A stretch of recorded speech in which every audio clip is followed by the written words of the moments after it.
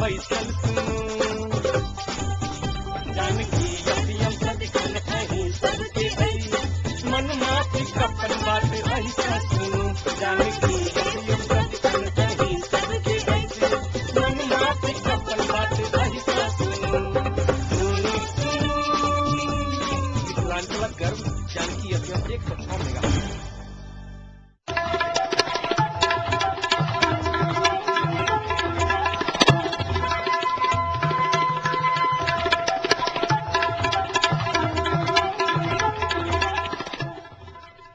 नमस्कार, Janaki FM 106 megahertz तक जानकी समाचार में अपने के स्वागत है।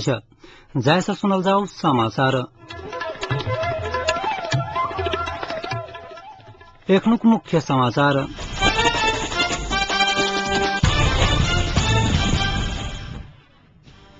शान्ति आ संविधानक प्रमुख बाधक पैघ तीन दल रहल तमलोपाक अध्यक्ष ठाकुरक कहब बिहार विधानसभा चुनावक 5म चरणक मतदान सम्पन्न। काल्हि से शुरू भ रहल तीन राजनैतिक दलक शीर्ष नेता सभक बैसार के पूर्व संध्या में आई राजनैतिक गतिविधि में तीव्रता। कांग्रेस सत्ताक बाँट बखरा नहीं राजनैतिक निकास चाहि रहल नेपाली कांग्रेसक नेता एवं प्रधानमंत्री प्रत्याशी पौडेलक कहब। आई एक सप्ताह पहिने 70 राजविराज से अपहरित बच्चाक अवस्था अखनो अज्ञात।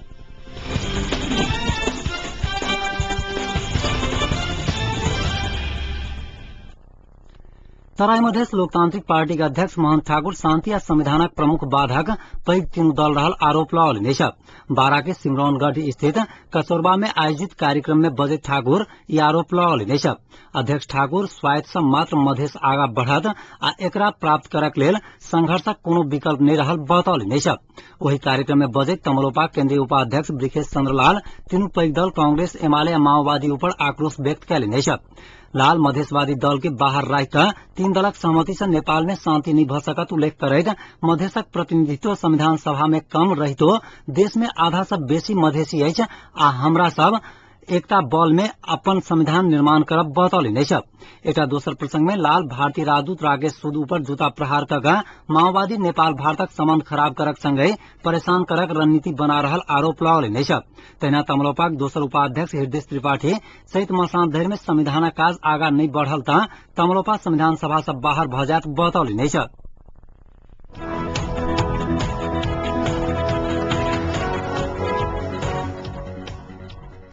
एकीकृत नेकपा माओवादी भारतीय माओवादी के सैन्य तथा रणनीतिक तालीम देने आरोप आधारहीन रहल माओवादी के उपाध्यक्ष डॉक्टर बाबूराम भट्टराई बतौलनि। उपाध्यक्ष भट्टराई भारतीय हिन्दुस्तान टाइम्स संग बातचीत करैत यह आरोप अनुचित उत्तेजना मात्र रहल टिप्पणी कयलनि।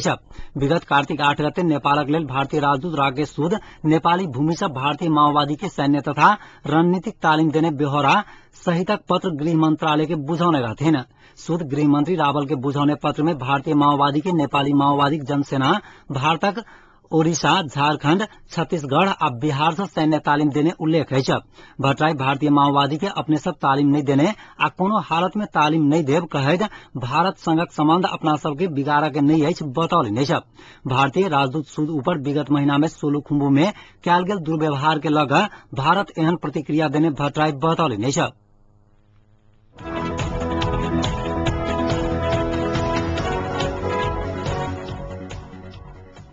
प्रधानमंत्री माधव कुमार नेपाल राजनैतिक गतिरोध अंत के लेल दल सब बीच ईमानदारी के आवश्यकता रहल बतौलनि।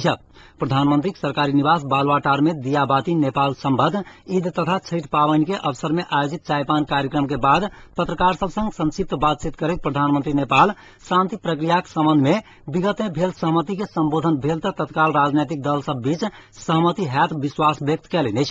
प्रधानमंत्री नेपाल माओवादी विगत में कहने सहमति कार्यान्वयन नहीं केला के कारणे दल सब बीच सहमतिक वातावरण बन नहीं सकल कहैत माओवादी लड़ाकू के समायोजन तथा व्यवस्थापन पहिने होबाक चाही ऊपर जोर देलनि। प्रधानमंत्री नेपाल कौलका बैसार से निकास निकलत अपने आशावादी रहल बतबैत दल सबके गंभीर भऽ कऽ सहमति में जुटक लेल आग्रह कयलनि।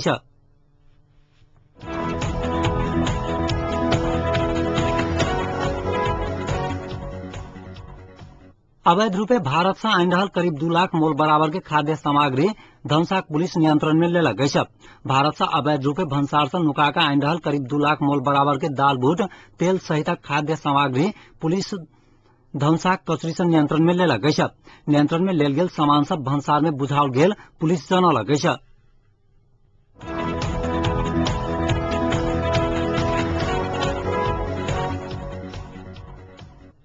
मधेसी जनअधिकार फोरम नेपालक सह अध्यक्ष जयप्रकाश गुप्ता संविधान सभा असफल भ चुकल दावा कैले सप्तरी के कंचनपुर में कार्यकर्ता जमघट के संबोधित करैत गुप्ता 3 पैघ दलक नेता सब दलीय स्वार्थ में लिप्त रहला के कारणे बढ़ाओल गेल समय में सेहो संविधान निर्माण करनाई असंभव लागि रहल बतौलनि गुप्ता संविधान सभा औचित्य सेहो समाप्त होबा लागल बतौलनि लोकतांत्रिक संविधान निर्माण करक लक्ष्य के साथ भेल निर्वाचन से बनल संविधान सभा संविधान बनावा नहीं सकला के बाद देश में जटिल समस्या आवा लागल होना कहब छलैन। देश में सरकार धैर्य नहीं बन सकनाई आ संक्रमण काल बढ़त जेनाई में माओवादी सबसे बेसी जिम्मेवार रहल होना कहब छलैन।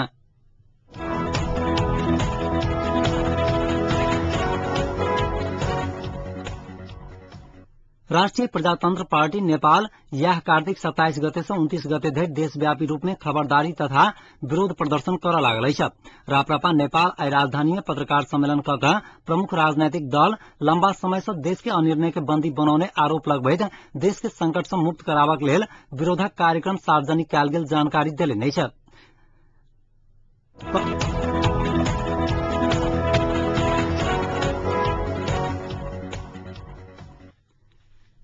बिहार विधानसभा चुनाव के 5म चरण में 35 सीट के लिए मतदान संपन्न भेल है। चुनाव 8 जिला में भेल है आ करीब 50% मतदान भेल है। 5 चरण में 8 जिला शेखपुरा, नालंदा, पटना, भोजपुर, अरवल, जहानाबाद, गया, नवादा में जमा 35 विधानसभा क्षेत्र के संवेदनशील मानैत चुनाव आयोग भोरे 7 से 3 बजे धरि मतदानक समय सुनिश्चित कैने छल। जमा 35 सीट के लिए 4 से 90 उम्मीदवार के भाग्य आजुक मत पेटिका में बंद है, जाय में से 44 महिला छथि। आइ धरि में कुल 217 विधानसभा सीट के लिए मतदान संपन्न भेल अछि। छठम तथा अंतिम चरण के लिए 26 विधानसभा क्षेत्र के लिए 20 नवंबर के चुनाव हैत।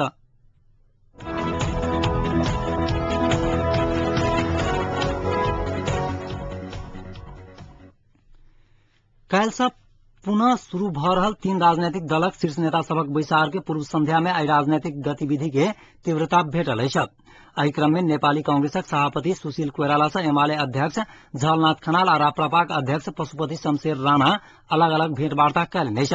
कोइराला निवास महाराजगंज में भेल भेंटक क्रम में राप्रपा अध्यक्ष राणा शांति प्रक्रिया आ संविधान निर्माण के लिए कांग्रेसक अडान जायज अछि कहैत एहि अडान से पाछा नहीं हटबा लेल सुझाव देने छलैथ। तहिना जारी प्रधानमंत्री के निर्वाचन प्रक्रिया से बिना ठोस सहमति के उम्मीदवारी फिर्ता नहीं लेबाक राणा आग्रह कैलनि। दुनू गोटे बीच हाथीवन रिसोर्ट में भेल 3 पैघ दल बीचक वार्ता के विषय में सेहो बातचीत भेल बुझबा में आयल है। भेंटवार्ता में कोइराला कांग्रेस प्रजातांत्रिक मूल्य मान्यता के लिए ककरो से समझौता नहीं करत उल्लेख करैत माओवादी नागरिक पार्टी नहीं बनत धरि माओवादी के नेतृत्व स्वीकारल नहीं जा सकैया कहैत स्पष्ट कयलक अछि। तहिना एमाले अध्यक्ष झलनाथ खनाल सेहो आइए कोइराला से भेंटवार्ता कैलनि। अध्यक्ष खनाल कल्हुका 3 दलीय वार्ता के तैयारी स्वरूप कोइराला से भेंटवार्ता कैने छलैथ। खनाल सहमति के लेल नरम हेबाक आग्रह करैत प्रधानमंत्री के निर्वाचन प्रक्रिया से उम्मीदवारी फिर्ता लेबा लेल कोइराला से आग्रह कैने बुझबा में आयल है। भेंटवार्ता में माओवादी द्वारा आगू बढ़ाओल गेल 4 सूत्रीय विकल्प के विषय में सेहो बातचीत भेल छल।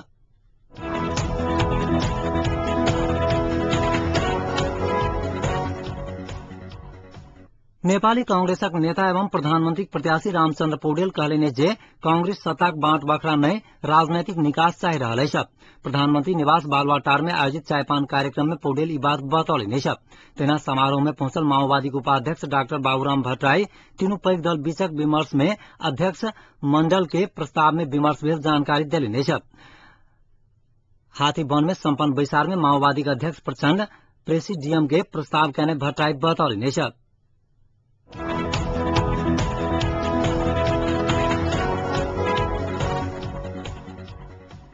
नेपाल मजदूर किसान पार्टी का अध्यक्ष नारायणमान बिजुक्छे कहलनि जे एमाले के प्रवृत्ति के कारण देश में अनिश्चितता उत्पन्न भेल है। अध्यक्ष बिजुक्छे आई अपन निवास में संचारकर्मी सब संग बातचीत करैत कहलनि बहुमत के सरकार भेला के बादो प्रधानमंत्री माधव कुमार नेपाल राजीनामा देबाक काज एमाले प्रमुख गलती भेल है। ओ अखन धरि कोनो विषय में एमाले निश्चित आड़ान नहीं लेला के कारण राष्ट्र एहन अवस्था में पहुंच गेल आरोप लगौलनि। ओ पैघ 3 दल सब कतबो गोप्य वार्ता करत सहमति में नहीं आयत दावा कैलनि। पैघ दल बाहर कतबो सहमति बात करत मुदा अपने नेतृत्व में सरकार गठन हेबाक चाही कहला के बाद सहमति होबा नहीं सकत बतौलनि।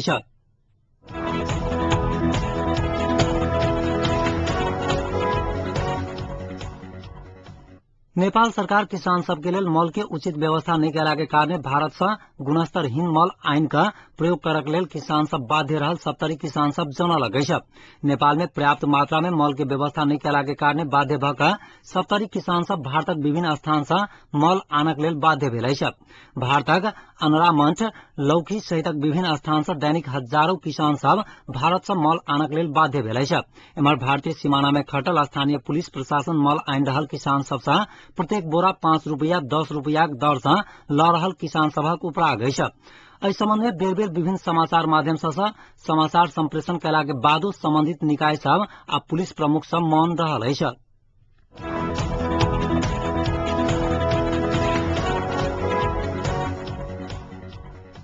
विगत एक सप्ताह पहिने सप्तरीक सदरमुकाम राजविराज से अपहरित बच्चा के अवस्था अखनो अज्ञाते अछि।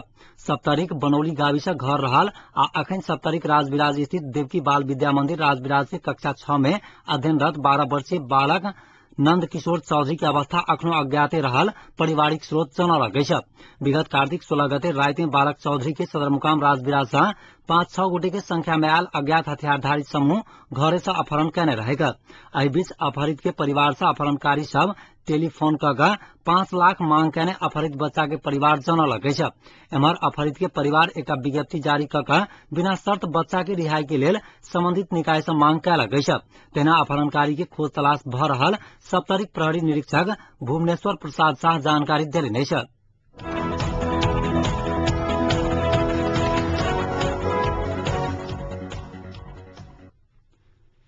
भारतक मुंबई में निर्मित आदर्श कॉलोनी घोटाला से जुड़ल विवाद के मामला में महाराष्ट्रक मुख्यमंत्री अशोक चौहान आई अपन पद से राजीनामा देलनि। महाराष्ट्रक राज्यपाल हुनकर राजीनामा स्वीकार क लेलनि। कांग्रेस पार्टी आई चौहान के अपन पद से राजीनामा देबा लेल कहने छल। तेना कांग्रेस संसदीय दलक सचिव पद से सुरेश कलमाडी सेहो अपन पद से राजीनामा देलनि। आदर्श कॉलोनी घोटाला के जांच पूरा होबा धरि महाराष्ट्रक मुख्यमंत्री चौहानक राजीनामाक आग्रह स्वीकारल गेल कांग्रेस जनल गैस। एम्हर चौहान कहलनि जे ओ एहि मामला में संलग्न नहि छथि। आदर्श कॉलोनी घोटालाक संबंध में जांच करबा लेल सीबीआई के निर्देशन देल गेल अछि।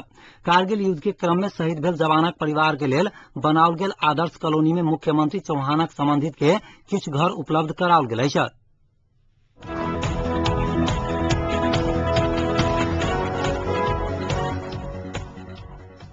पाकिस्तान क्रिकेट टीमक विकेट कीपर जुल्फकर नैन हैदर आई अंतर्राष्ट्रीय क्रिकेट से संन्यास लेबाक घोषणा कैलनि।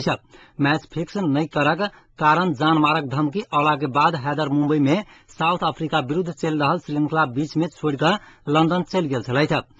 अधिक दबाव के कारण क्रिकेट से संन्यास लेने हैदर बतौलनि। श्रृंखला शुरू होबा से पहिने एक व्यक्ति होटल से बाहर भेटल छल जे मैच फिक्स करक दबाव द रहल छल हुनकर कहब छलनि।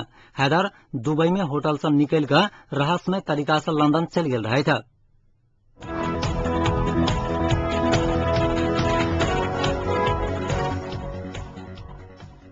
आप जनकपुरक तापक्रम अखन जनकपुरक तापक्रम 27 डिग्री सेल्सियस रहल अछि।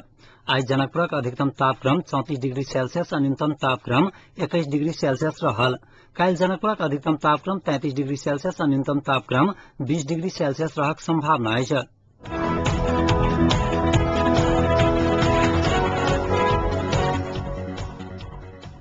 अंत में पुनः एक बेर मुख्य समाचार।